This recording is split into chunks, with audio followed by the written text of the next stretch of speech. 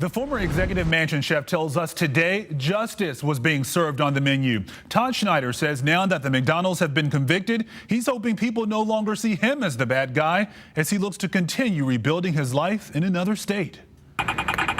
Away from the spotlight and more than 900 miles from the federal courthouse in downtown Richmond is the breezy and beachy Fort Lauderdale, Florida. I had no place to live, no place to go. Where former Virginia executive mansion chef Todd Schneider now lives a much different life. These people took my life away.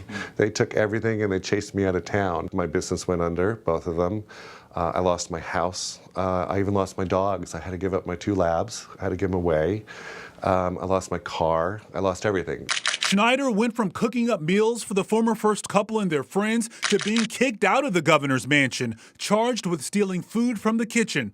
After months of fighting the felony charges and with accumulating legal fees, Schneider says he had no choice but to take a plea agreement on misdemeanor embezzlement charges. It was the best thing to do economically for me.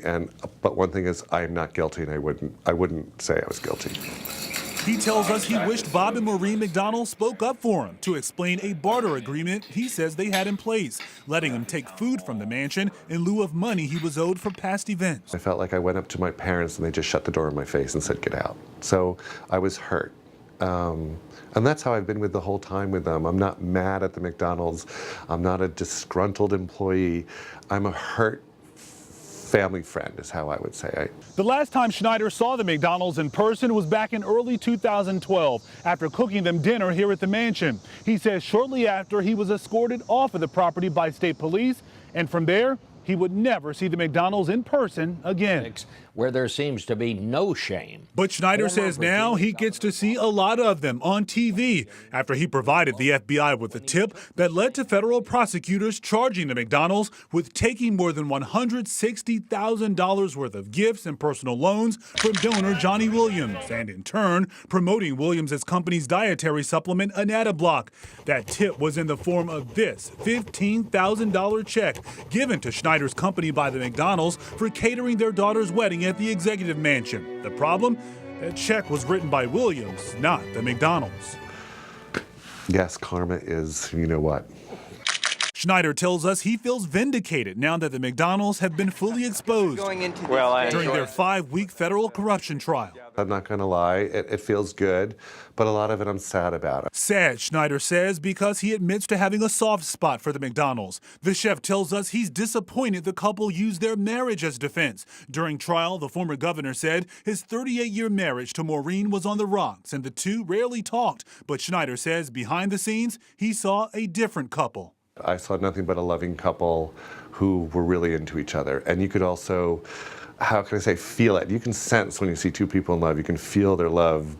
However, the chef says what saddens him most is the character beating Maureen took in court. She was described by former staffers as a nutbag, a diva, and a screamer. He says she was like his sister, and they hung out in the kitchen frequently, catching up over a glass of wine until the former governor joined them for a beer. She was awesome. She was great to be around, fun, smart. She's not a stupid woman. She's a very smart, bright woman.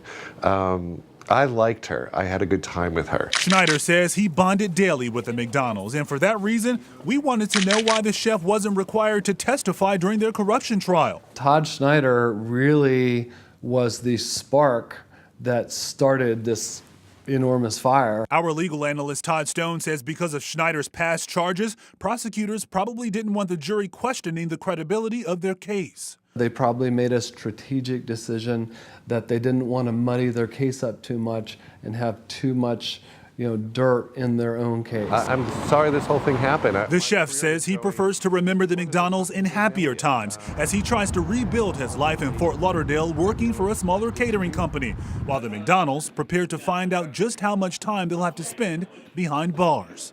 I am not a religious person, but I am a spiritual person, and I feel they're getting their just desserts. Schneider says he has no plans on returning to Virginia, but you likely haven't heard the last of him. He's currently writing a book about the good and bad times while working at the Virginia Executive Mansion. I'm Lorenzo Hall for CBS 6 News.